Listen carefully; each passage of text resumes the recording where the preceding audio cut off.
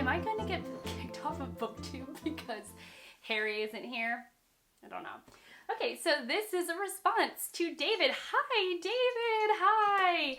We are, for everyone else who's watching, oh, Harry's here.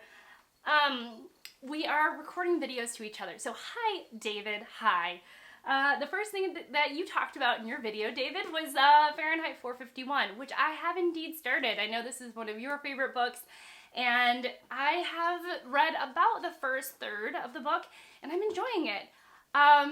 Question for you and anyone else watching and for the comments. The atmosphere. I'm finding the atmosphere that Bradbury is building, one without literature, one without written language, is absolutely terrifying. Not only because it comes out that the characters are very simple-minded, their thoughts are totally underdeveloped, and it really gives me this idea that if there was a world without literature, if there was a world without the written language, perhaps would there be the absence of critical thinking? And Bradbury's answer to that question seems to be yes. And for whatever reason, I'm finding that absolutely horrifying.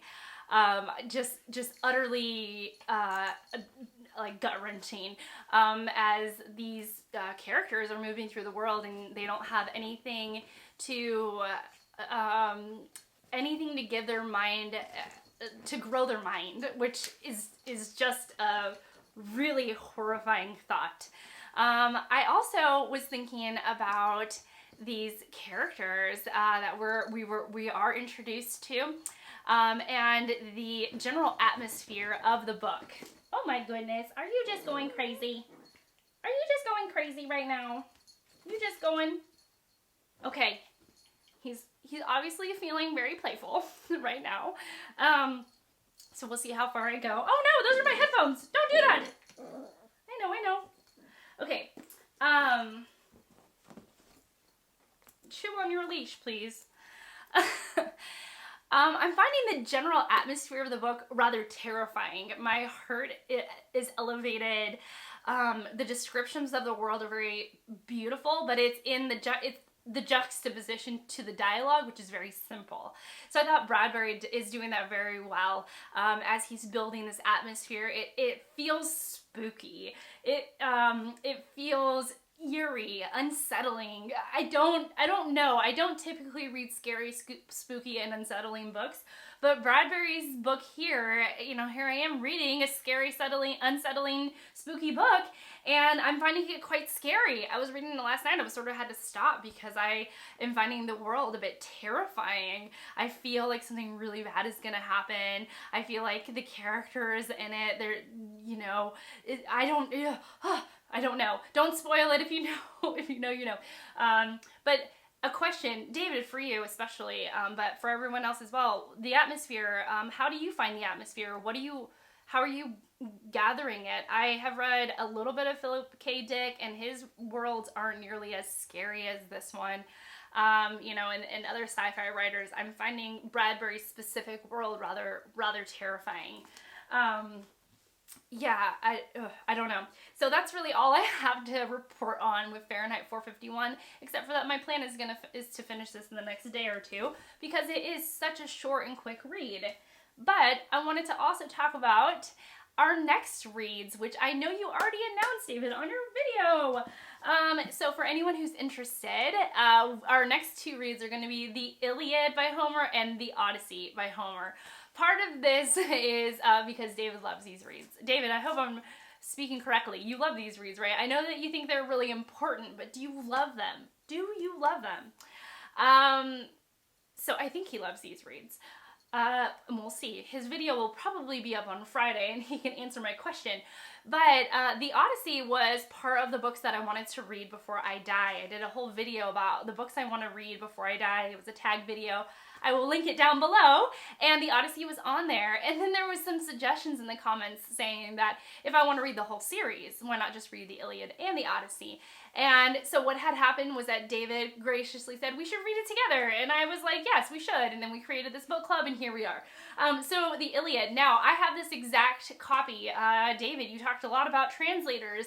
I would download a whole bunch of samples, except for I already own a copy of the Iliad and the Odyssey and the Aeneid in a box set of Homer's of this box set of, you know, Greek literature. And so the Iliad, the Odyssey, the Aeneid, which we're not reading, but the Iliad is going to be our December read, the Odyssey is going to be our January read, and I already have Fagel's translation, which I know gets the thumbs up from many here on BookTube, and so I was like, why would I search for a translator that works for me when I have a translator right in front of me? Now, this is not the book. This is not it.